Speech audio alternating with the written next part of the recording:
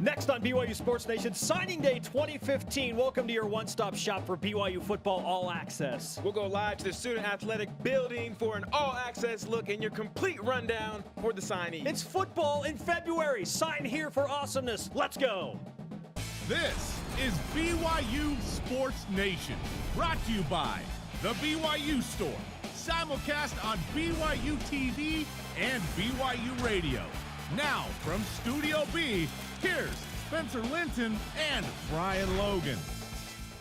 Good morning and welcome to 2015 National Letter of Intent Signing Day here at BYU to introduce and sign our 2015 BYU football signing class. Our first former player to come is to come to the podium. He's former BYU linebacker, former Green Bay Packer, St. Louis Ram, and Dallas Cowboy, and Super Bowl champion Brady Papinga.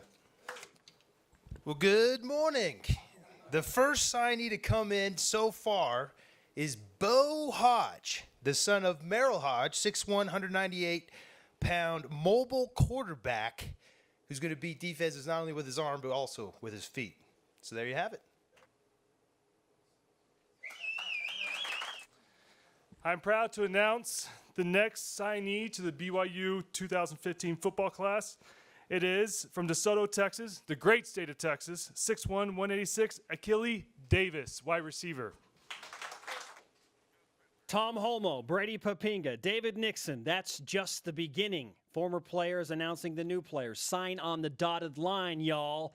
BYU Sports Nation live in Radio Vision, presented by the BYU Store, your home for authentic BYU products. Wednesday, February 4th, NLI Day, wherever and however you're dialed in.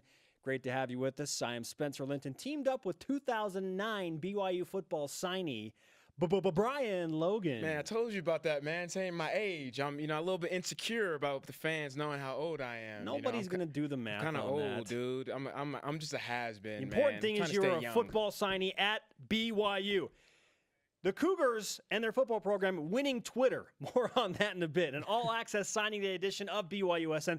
Let's run down what you can expect in the next hour and throughout the day here on BYU Sports Nation and BYU TV. Of course, Brian Logan will join me here in Studio B to keep you up to the minute on everything going on. Take a closer look at each and every one of these signees. Jarom Jordan is doing work at the Student Athlete Building, talking with BYU coaches about the 2015 recruiting class. Yep. We'll check in with him several times throughout the show for interviews and whatnot. And 3 o'clock Eastern, Bronco Mendenhall will hold a signing day press conference. You can watch that live on BYUtv.org. We're not done yet. At 4 Eastern, it's a special BYUSN. Jarom and I will be joined in studio by Bronco Mendenhall for a full hour of breaking down each recruit from a coach's perspective and talking BYU football. Clear your schedules, okay? Man. There is a ton going on. It's all about day. the future of BYU football all day on BYU Sports Nation. And speaking of Jarom Jordan, the man, rising and shouting for signing day at the Student Athlete Building and the BYU football offices. Jarom, from what we've seen, this is a very unique production going on down there. Please set the scene for us.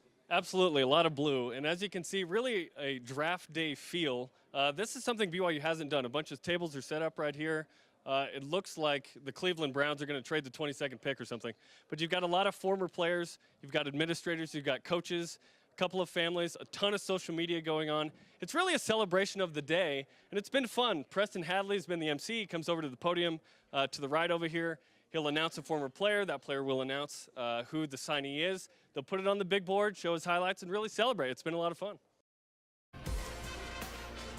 The final homestand of the regular season for BYU women's basketball inside the Marriott Center. Tonight, a Thursday night matchup with Portland. The Pilots trying to snap a 9-game losing streak and create some momentum before the West Coast Conference Tournament. BYU, frankly, in a must-win situation for their NCAA tournament hopes. Up next on BYU TV, it's the Pilots and Cougars. We tip it off.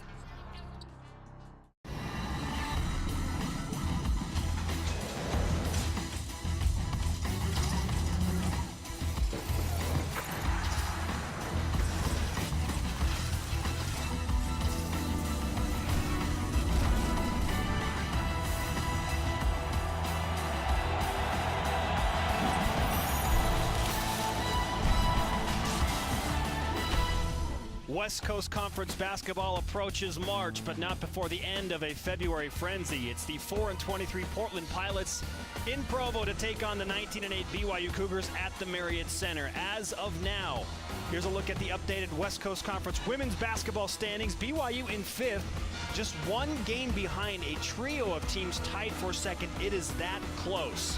Alongside former BYU basketball great Kristen Kozlowski, I'm Spencer Linton. Glad to have you with us on BYU TV. This game for both teams is really important, Kristen. We'll start with BYU. One, they've lost 3 games in a row. They've kind of lost that swagger. They've dropped all the way down to number 5. They want to end that losing streak tonight against a team that, quite frankly, is going to be motivated to beat them. Well, Portland comes in at 4-23, and they are much better than that record. A lot of talent, new coach, haven't quite put it together.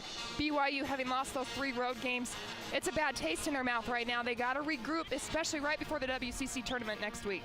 So BYU trying to get to one of those home seeds, per se, at the West Coast Conference Tournament at the Orleans Arena in Las Vegas. Now it's time for our Emergency Essentials Impact players. Emergency Essentials, be unprepared, or beprepared.com. We'll start on the left side of the screen with Cassandra Brown from Portland. Averages almost 18 points a game. Very good three-point shooter and a tough matchup for any team in the West Coast. Yeah, she creates that mismatch because she is 6'2" on the perimeter. She can put the ball on the floor, also knock down the long shot. Second in the WCC from three-point at 43%.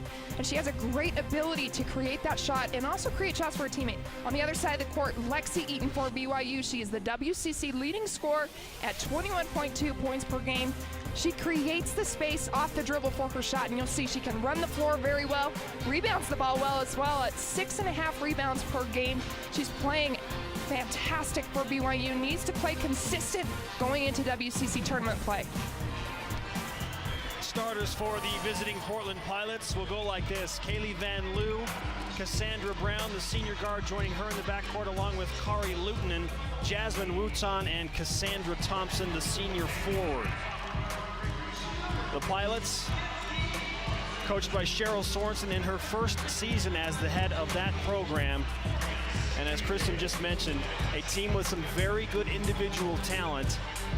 Although they have lost 9 games in a row, BYU will be ready and on point tonight. The starters for the BYU Cougars: Zojan Harry, Kylie Maeda, Lexi Eaton, Mackenzie Morrison, and there's the big surprise, Morgan Bailey, dealing with back spasms and an ankle injury on top of that. We wondered if she was going to play at all or save herself for Gonzaga on Saturday. BYU all in right now, knowing that they need to win this game to create some momentum for the West Coast Conference Tournament and get themselves ready for that Gonzaga game. Jeff Judkins in his 14th season as the head coach at BYU, 301 wins, 141 losses. He mentioned to us earlier tonight, looking for win number 20, has been denied the previous 3 games, all road losses. We watched Morgan Bailey warm up, and she did do a full practice yesterday. She looks good to go, and coach said 85%. But looks like she was moving that ankle around. Her back looks loose, so hopefully she can start off strong for BYU. 85% Morgan Bailey wins the opening tip, and they go to Bailey on the left wing. First possession of the game for BYU. Swings topside to Zojan Harry, now cycles to Lexi Eaton on the right wing. Eaton looking to drive, cut off, back to Maeda. Now Bailey into the post. Nice little pass to a cutting Zojan Harry, and the first 2 come on a layup. BYU up 2-0. It was 2 years ago, BYU playing this very Pepperdine team on January 12th, when Jeff Judkins and a freshman Lexi Eaton were victorious, giving Juddy his 220th win, making him the winningest coach in program history. Eaton had 15 points in that game. There you see Haley Steed. She had 11 points, 14 assists. Hampson in there as well. And Judkins has been able to do so much for this program when he came in 2002 and turned things around. And it wasn't that they were terrible when he did come in, but he came in and made them a dominant program. And they are getting to the NCAA, and they are getting, and there you see, 299 wins and 138 losses, sitting at number 1 in BYU history. In good position currently for win number 300 tonight. 13 seconds to play. BYU will have a last chance to win this game, or we go to overtime. Now 7 to play. Zojan Harry with 5 to Cassie Broadhead, 3 seconds. Broadhead left-handed drive, going baseline, and a foul called. Cassie Broadhead to shoot 2 free throws with 1.3 seconds to play. She did not have a ton of space to get this drive down the left lane, but she makes the most of it, using her body, creating that contact. What a play from the freshman. And these are big-time free throws right here, 1.3 on the clock. 4th foul on Jasmine Wooton. 1.3 to play. Cassie Broadhead, biggest free throws of her career. First free throw up and good.